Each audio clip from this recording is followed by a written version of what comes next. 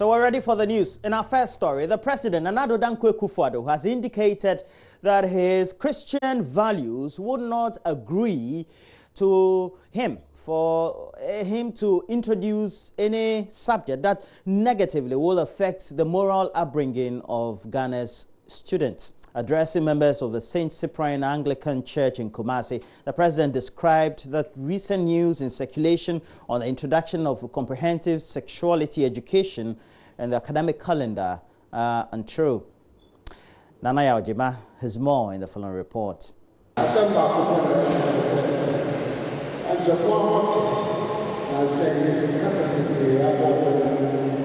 I'm sure you've all heard about the recent debate over the introduction of CSE and the accusations that my government and I want to corrupt the morals of our children.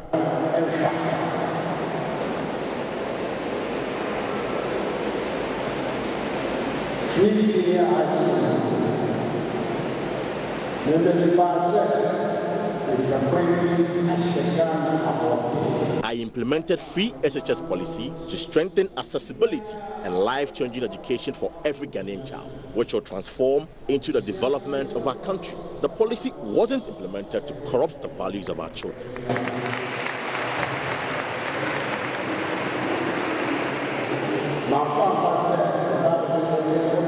As long as I remain president and a Christian, it will never happen that I will agree to anything which will compromise the values of our society. All the things you heard are not true. Continue to pray for me, for strength, for wisdom on how to govern our country.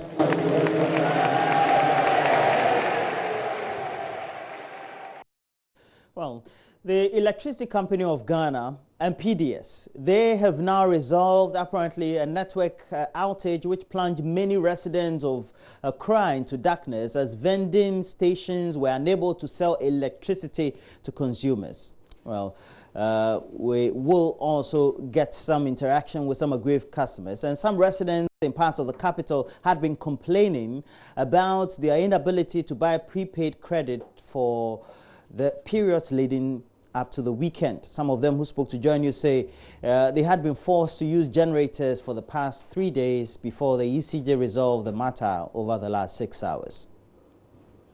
Oh, generator, and they are some about 3 days. Crying, your baby could be. I see any way or credit ones. Nama, Yakwa cry, Yako baby, baby.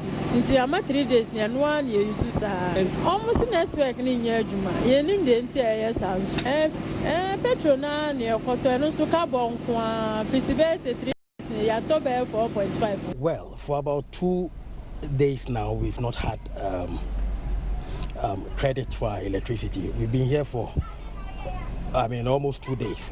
Then today we went to Aveno, and then to... You mean the Aveno PDS office? Yes, the PDS office at Aveno. And then we went to the Circle branch too.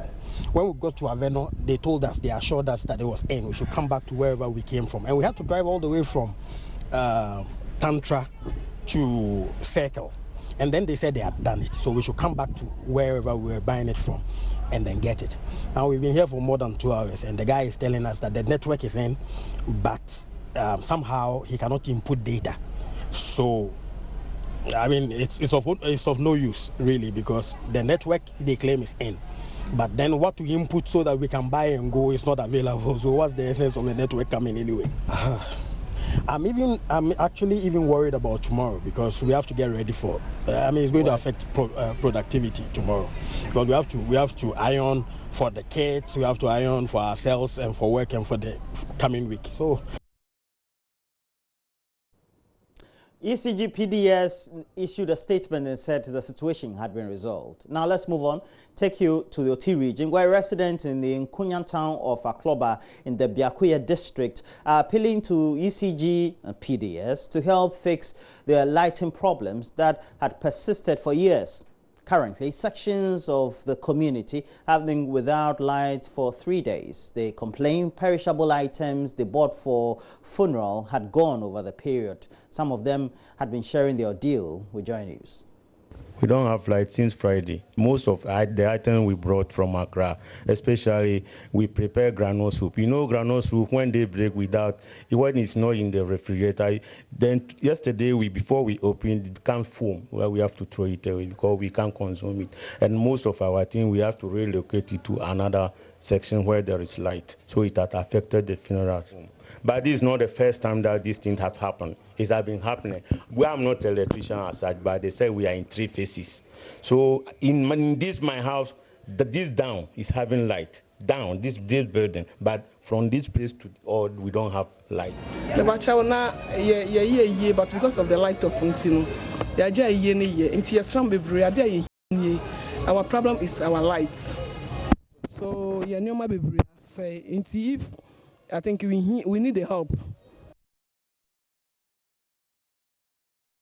Well, away from the subject of lack of electricity, the Controller and Accountant General's Department says it is ready to migrate university staff across Ghana onto the national payroll system as part of the Public Financial Management Act mechanized PPD2 system, which is intended to ensure that institutions that operate independent payroll systems had also a stay on the system but also live on government subvention were subject to similar control that currently exists on the mechanized payroll system. The Controller and Accountant General Department at a payroll audit and sensitization workshop in Cape Coast also indicated that human resource and unit heads that failed to validate workers who had genuinely worked will be punished. Richard Kwejunyakon has more. Universities across the country live on government subvention and are paid by their own systems.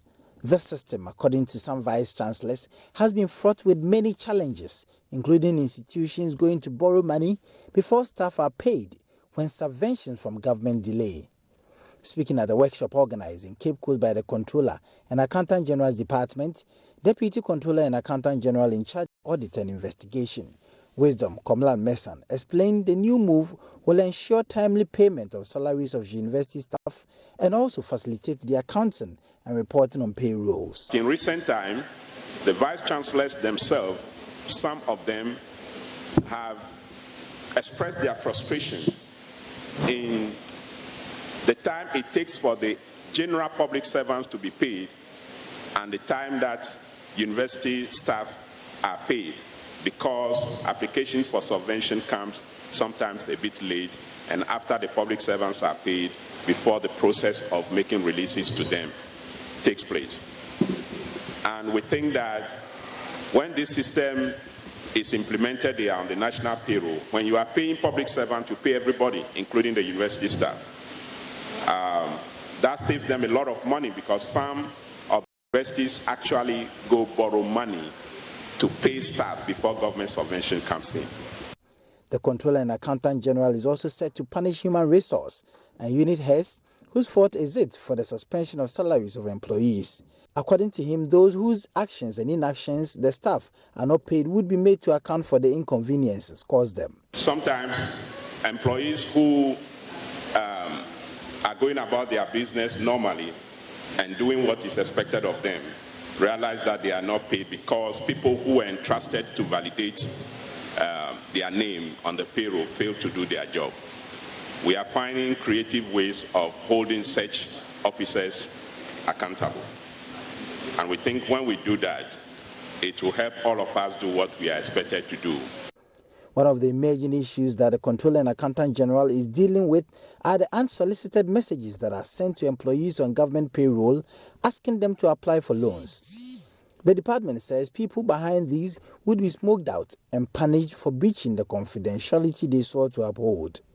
Richard Kwejunyakon, Joy News, Cape Coast. Let's focus on agriculture, and Cocoa Board is partnering two importers of fertilizers to provide cocoa farmers in the western region with a new product known as Omia Casopur to tackle high acidity levels in soils and also boost altogether cocoa cultivation. One of the importers, Batya Stag, in an interaction on the sidelines of a 2-day training for cocoa extension officers, was happy there will be a turnaround in cocoa production in the western south region of the country. Studies have shown that soil acidity is one of the major constraints to cocoa cultivation. It further limits the levels of key nutrients such as nitrogen, potassium and phosphorus. This, according to researchers, leads to low cocoa yields which affect farmers. The acidity of soil in the Western region, according to Western South Regional Manager of Cocoa Health and Extension Division, Samuel Ankama, is very high as a result of the continuous rain pattern affecting the region. At the sidelines of the two-day training for cocoa extension officers and cocoa farmers on how to apply Omi calcipril fertilizer, Mr. Ankama noted that the region, which has been classified as high rainfall zone with this associated high acidity level, will now rub shoulders with other productive areas. In terms of fertilizer application, it has been the same fertilizer application throughout the country, which to some of us is not the best practice, especially coming to the Western South cocoa region. This enclave is noted for heavy rainfall, and as a scientist will say, when there is this high propensity of rainfall, it affects the soil pH, which means those within the high rainfall areas are always associated with high acidity level of the soil. Chief Operating Officer at Demeter Ghana, Batistak, was positive of the outcome in the Western region. We tried to use different types of fertilizer to see if it would work. So we used NPK, and we used TSP, which is triple superphosphate, and we tried like MOP, and none of these products were getting the yield increases that we wanted. And then one day we invited an agronomist out from Europe to come and look at the soils and go, why can we not get an increase in yield?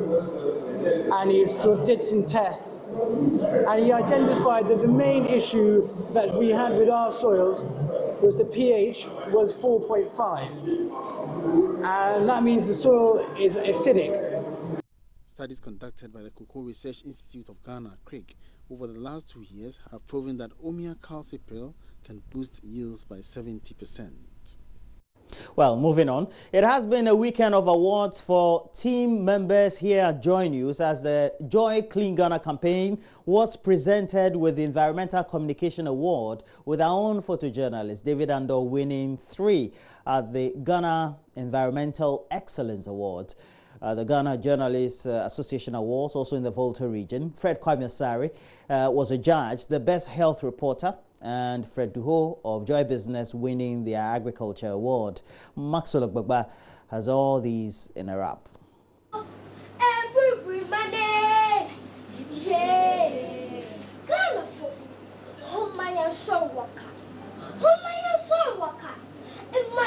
Seven-year-old sanitation ambassador Nakiat Dramani urging the audience to protect the environment. The Ghana Environmental Awards was organized in collaboration with the Environment, Energy, Health, Sanitation and Trade Ministries with support from Forestry Commission and the Environmental Protection Agency. They've added these things into the corn to also grind. I don't know why it's been added. What is the purpose of adding this into the corn? The Joy Clean Ghana campaign, which started some months ago, won the Environmental Communication Award. Part of the citation states, quote, "In recognition for your outstanding efforts in the sanitation campaign, Joy Clean Ghana, and meritorious service to Ghana and humanity at large," unquote. Personality of the Year, Clean Up Environmental Media Personality of the Year, and is in recognition for your extraordinary and outstanding achievement and merit in service to Ghana and humanity at large. David Ando of JoyNews picks up the Clean Up Environmental Media Personality of the Year.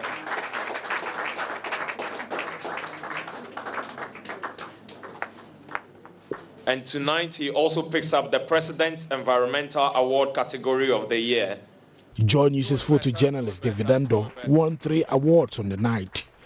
David Ando has been urging other photojournalists to use their cameras to fight environmental pollution. I use a camera to tell stories. Looking at the problem we have in this country, I think everybody should contribute his or her effort to make sure we solve this problem. I'm also appealing to colleague photojournalists in this country to actually take their cameras move out, capture those who are polluting the environment.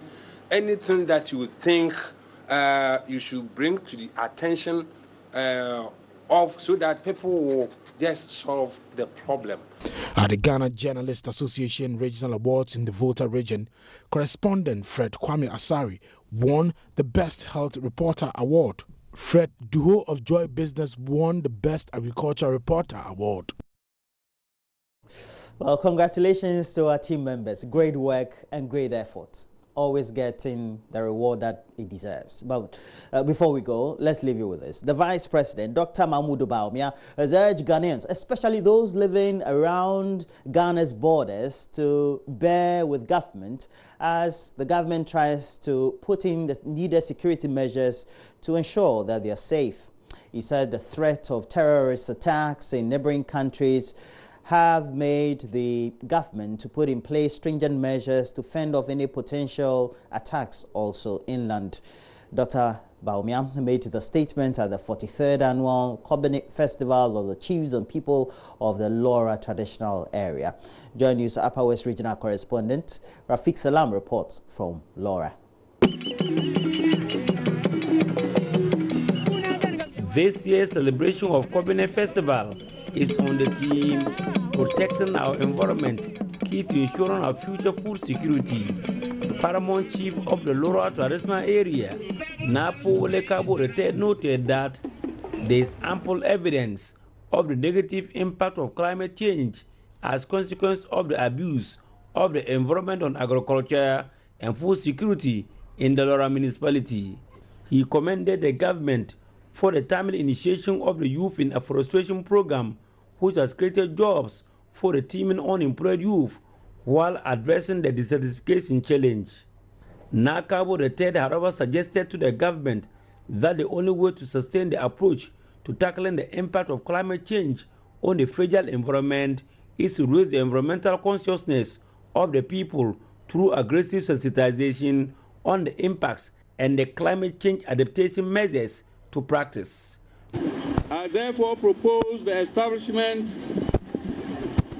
of climate change and agricultural and food security platforms in all districts across the country with adequate budgetary and logistic support as the grassroots structures to continuously sensitize our people on climate-smart agriculture for our future security, food security.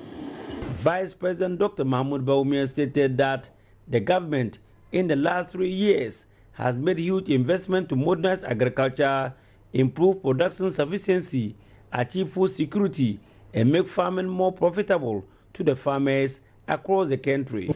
This is being done through the famous Planting for Food and Jobs program, under which many farmers in the Laura municipality and Ghana in general are enjoying subsidized fertilizer, seeds, and other farming inputs. You will all agree with me that through this policy, the average farmer has been able to increase his or her farm size yields. Dr. Bawumia also touched on security arrangements by the government to fend off attacks of suspected terror in the country. Government is working round the clock to address teething challenges that confront the Ghanaian people, including new security challenges that confront us. As a result of the increasing attacks in neighboring Burkina Faso, government is beefing up security around the border towns in the region. Because of this, you might see some security officials from the national security in the municipality, and I urge you not to be intimidated by their presence. They are here to keep you safe. Deputy Minister of Roads and Highways, Antonio Abayfakabo, used the occasion to highlight some of the projects he embarked on since being elected as a Member of Parliament for the Laura constituency. I am also pleased to inform you that an ultramodern model nursery has been completed and commissioned for the good people of Babili. Equally, one has been completed and is in use by the community of Kuli. The procurement processes are about coming to an end for the Zambo community to receive the next state-of-the-art nursery school. I am also pleased to announce that the President's promise of an ultramodern, multi-purpose assembly hall building for the Laura Senior High School during the school's 50th anniversary celebration has commenced and progress is steady. Reporting for JoyNews, Rafiq Salam, Laura. And that's it for the latest news headlines. We have more news. We're here to do review of the newspapers. We have some great stories featured on the front, the center spreads, and the back pages of the dailies right here in the studio. Do stay with us.